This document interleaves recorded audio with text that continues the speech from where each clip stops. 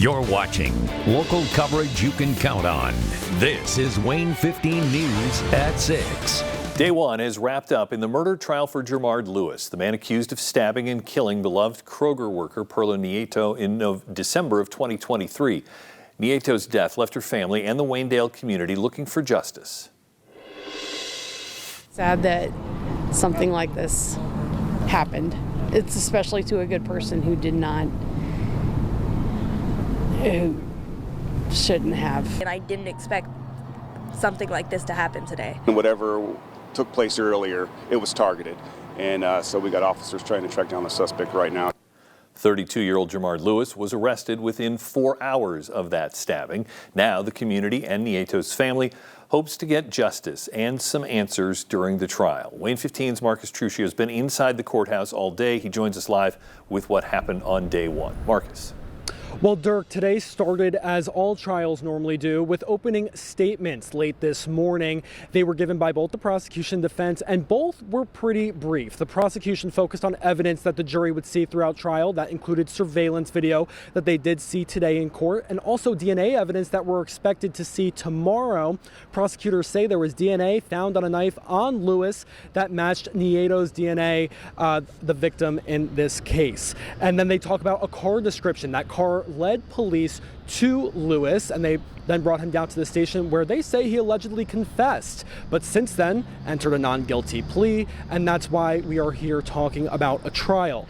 And then, of course, today, after the prosecution gave their openings, the defense had the chance to, but they were very brief at just less than 2 minutes. And the defense attorney basically just asked the jury to listen to all the evidence thoroughly and asked them to listen to their instructions that they were given before the trial and testimony started.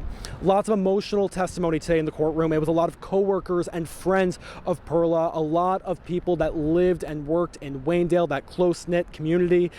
One of her coworkers said that once she heard what was happening in her store, she stopped dead in her tracks and was just screaming Perla's name. Lots of tears were shed on the stand today by many. She said that she was yelling at Perla to breathe and hold on, but her injuries were just too severe. Now let's revisit what some people had to say back in December of 2023, right after Perla Nieto was killed. I think the surprise element is she was just at work. I mean, she's just always pleasant every time I've ever come in here. We're going to miss her, I'll say that. Take the time to say I love you to everyone who you truly feel that way, because you never know when it's going to be taken away from you. That last thought you just heard was from Perla Nieto's son. Nieto was 59 years old. When this first happened way back in 2023, a manager at Kroger in Wanedale said that Perla was part of the fabric of the community there. She was there for over 30 years, and that was reflected in a lot of the testimony that we heard today. Court starts back up here tomorrow morning around 8:30. Live in front of the Allen County Courthouse, Marcus Truccio, Wane 15 News. Now, your first weather from the live Doppler 15 Fury Weather Center. Mostly sunny day today in the 80s, but Nicholas, there's a front moving in that I don't even have to figure out where it is based on the color coding of your map. Yeah, you love playing this game, Dirk, the Find the Cold Front game. You see we go from 80s to the 60s, and this is the air that's sinking in our direction once this cold front passes. Now, before the cooler air gets here, we get some periods of rain and thunderstorms. This rain potential exists all night long into the early morning, but it will be done by sunup tomorrow. Already this afternoon and early evening, some of you have been seeing some rain. This is especially true if you are north or northwest of Fort Wayne. You can see how it's been making progress in the direction farther east over 69 than it was just an hour ago. Some showers north of Bryan. We have rain around Angola and all of Steuben County, rain around Auburn and Kendallville. Right now it's pretty light in intensity, but we have the potential for some pockets of heavy rain tonight and even some gusty winds at moments. Still in Fort Wayne, our temperature sits at 80. Ahead in your exclusive 10-day forecast, we're going to be a whole lot cooler tomorrow. I'll let you know just how cool later on. Nicholas, thanks. Fort Wayne might be the luckiest city in Indiana right now. First, a $150,000 lottery winner, now a $2 million prize. Wane 15's Mia Pettigrew takes us to the gas station where that ticket was sold and what we're learning about the winners. Most people leave here with a full tank, but one customer drove off $2 million richer. The Powerball ticket was sold at BKD Marathon on Coliseum Boulevard. A group of family and friends pitched in while fixing up a house and hit 5 white balls in Saturday's drawing. With the power play, their winnings doubled. I was excited that it was one of our customers. You know, we have a lot of blue-collar people in here that work hard and play lotteries. So I can see someone retiring, you know, taking care of their family. And the woman who sold the winning ticket is still wrapping her head around it. I was like surprised, like it was me. Some of the customers, they come like, no, we're only gonna buy it from you, not from the owner, because you are our lucky charm. So this is not the first time. She said she sold other winning tickets before, but never this big. And with tonight's jackpot soaring to $1.4 billion, one of the largest in history, players say Fort Wayne's luck is contagious. At first, I didn't have hope, we'll have no big winners here. But now I'm at the point where I believe. You never know when you're gonna be lucky. Come my store, buy it from me, I would say. The winners claim their prize today on the dad's birthday. Their plans range from paying off student loans to buying a new truck. I've seen that person in here all the time. Usually comes in after working with their uniform on. So when I saw it was that person, I was very happy for him. With 2 big winners in just days, some are wondering if lightning could strike 3 times in Fort Wayne. And yes, I grabbed a couple of tickets myself, and we'll see if Fort Wayne's luck can rub off on me as well. Reporting from Marathon on East Coliseum, Mia Pettigrew, Wayne 15 News. More and more independent political candidates are winning at the polls. That according to a research by a new statewide initiative, Independent Indiana. It's helping those who have run and won as independents or thinking about running get a leg up in future elections. Wayne 15's Allie McKibben has more on why more people are voting independent and the barriers those candidates may face. Allie. Today I spoke with Independent Indiana's Executive Director Nathan Gotch and Purdue Fort Wayne political science professor Mike Wolf. And while they both agree on the reasons why independents are becoming more favorable, only one was shocked by the news. According to Gotch, 244 independents qualified for partisan races in the past 2 years, and more than half of them won. Looking at this graphic, each red pin shows this phenomenon, and as you can see, they're winning all over Indiana, including locally in Huntington. That's where independent Richard Strike was elected mayor. Wolf was not surprised to see this increased independent support. We see this around the United States. In a polarized age, there's a lot of voters that are kind of turned off by the stark polarization and that they don't want to identify with that. So there is a high percentage of independents these days around the country. But Gotch, impressed by the data, seeking a seat in Congress back in 2022, he knows the struggles independents go through when running for office. It took me 6 weeks just to get a bank account. It's really, really hard for candidates who are on their own to navigate this, especially if they've never done it before. Gotch says there's usually more barriers for independents. Just qualifying for a race can be tough. To get on the state ballot, all candidates must get 37,000 to 50,000 petition signatures and pay upwards of $700,000. Gotch and Wolf say that's time and money many independent candidates cannot afford. And those are some of the burdens Independent Indiana is trying to help alleviate. And if you'd like to learn more about how they plan to do that, head to Wayne.com. Allie McKibben, Wayne 15 News. Allie, thanks. Still to come on Wayne 15's News at 6. Fort Wayne sunflower grower Alex Babbage now knows if he's set a world record. Alyssa Ivinson talks to him live. We'll all find out in about 7 minutes. But first, the city of Fort Wayne celebrates the newly renovated Brewer Park. And your number one News at 6 continues.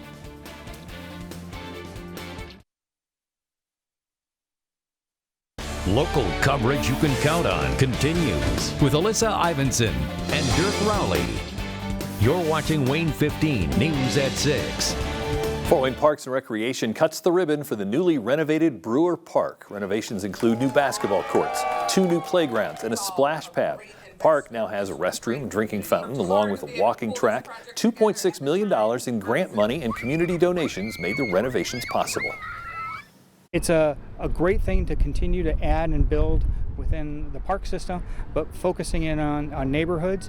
I know that's a key factor with our mayor. She is all about neighborhoods, and so seeing that, knowing that we can transform this park into what we see behind me, we're excited about it, and we know that The neighborhood is going to be behind it. Brewer Park is on East Pettit Avenue, just east of Hannah Street on the city's southeast side. Little rain moving in, Nicholas. Yeah, not going to be as fun to be out of the park this evening. The rain is moving through, and I've got an update on how long it's going to last coming right up. Local coverage you can count on continues with Alyssa Ivinson and Dirk Rowley. You're watching Wane 15 News at 6. A new world record has just been recorded in Fort Wayne. Wane 15's Alyssa Ivinson joins us live with the gardener who made it all happen. Alyssa. That's right. The world's tallest sunflower officially here in Fort Wayne, Indiana. A new world record set with Guinness on Zoom from England to watch all the measuring unfold less than an hour ago. The sunflower is named Clover. The grower is named Alex Babbage. And Alex is with us here. How do you feel bringing the world record to the United States for the first time? New record, all set by you. It's just been crazy. It's really humbling, and support from everyone has just been unreal. It's awesome. Thank you, everyone. This has been many years in the making. You first broke the U.S. record again. You didn't get it last year. Now world record. You're up on the cherry picker. Guinness is on the phone watching. What's going through your mind as you're doing those measurements? If you can get this much nervousness and this much excitement and pack it into that much, that's how I felt, honestly. It's just been insane. It's hard to comprehend. I'm sure with a few days, everything will come down and I'll think about everything. But I think one of the things I want to point out, God blessed this plan. This has been unreal. When the season started, my wife, she prayed, and she told me she's going to pray that I smoke the world record. She said, just beat it by substantial margins so we can go camping next year. You can take a year off. And I started laughing. I said, you think I can grow a 30-foot flower? I tried, everybody tried. But she was serious. And here we are. We're beating the Guinness World Record by 5.5 feet. It's insane. Yeah, the official measurement, 35 feet, 9 inches, is the new official world record for sunflower.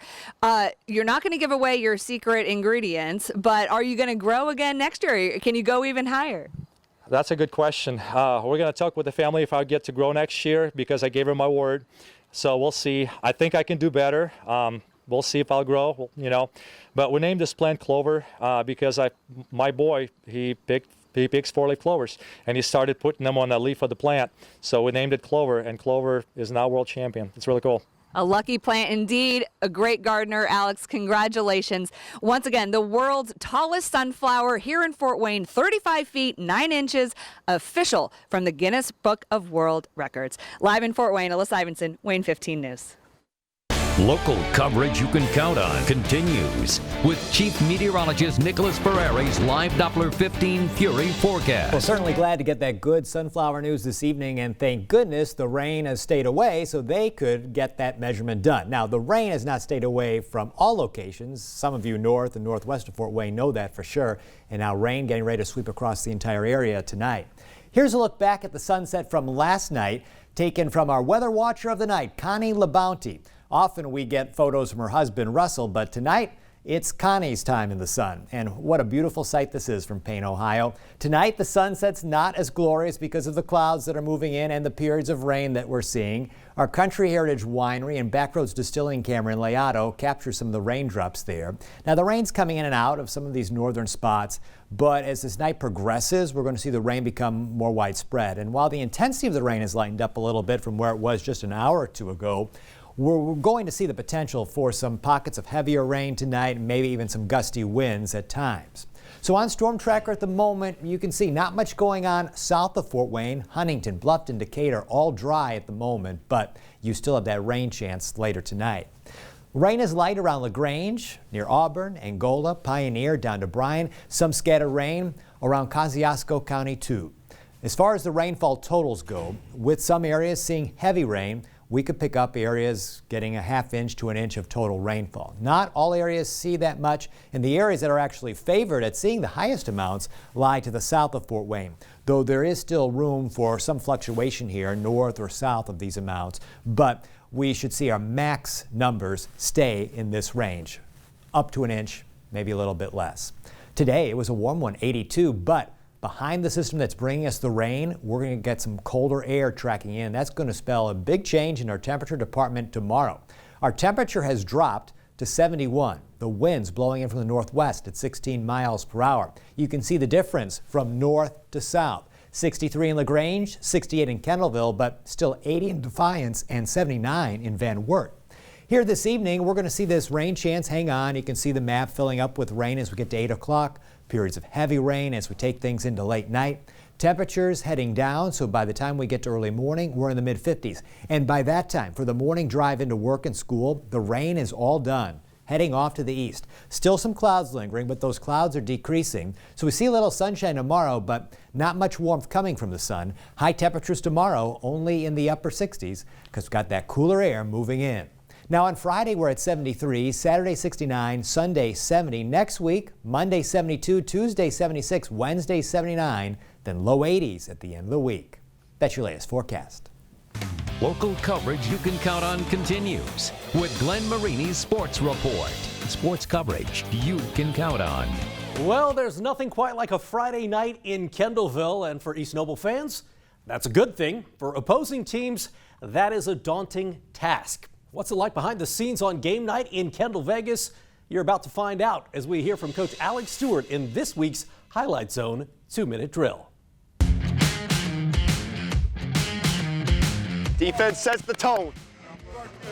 They're only letting us bring 4 captains out, so one of them doesn't get to go. Shire, you got your shirt in just so you know. Let's go, next ball, next ball, next ball, let's go. Dalton's the one that has the most shield wins. Oh, okay. Just out there, just working away, and they came over, we talked for a while. It felt like a good omen. Good deal. Thank you, guys. Thanks, guys. Good game. Yep, you too. Thank you. We practiced bare front because that's different than anything we've seen all summer. So now we've seen it, so we're prepared for it. Let's go, hustle up! Hustle up! Last night at the dinner, Coach Ab said this is the only team in Fort Wayne that we haven't beat. It's the only team from Fort Wayne that we haven't beat yet as a program. All right? And, you know, when I moved up here last year, I heard nothing but all this amazing stuff about Fort Wayne. In Fort Wayne, they got the best facilities. In Fort Wayne, they got the best athletes. In Fort Wayne, they got the best coaches. In Fort Wayne, they got the best teams. Well, guess what? We ain't in Fort Wayne. We're in Kendallville. All right? In Kendallville, Friday nights are special. All right? In Kendallville, people line up down to the damn YMCA to come watch the Knights play. In Kendallville, kids grow up dreaming about wearing the blue and gold. In Kendallville, at 7 o'clock, the Knights put on their helmets and they go to war. In Kendallville, we don't back down. In Kendallville, we play 4 quarters or punch you in the mouth football. Fort Wayne Spider, welcome to Kendallville.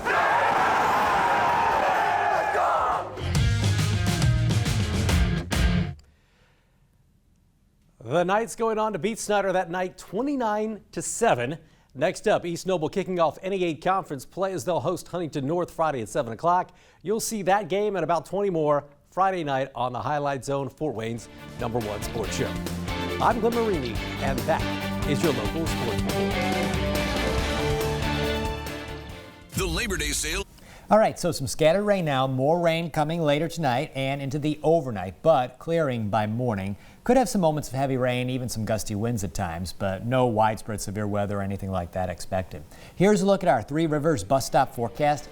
It's going to be a cooler day tomorrow. 54 as the kids head off to school, 67 as they come home. It's a big change from the 80s of our recent days. All right. Thank you for watching. We'll see you back here, Nightcast at 11.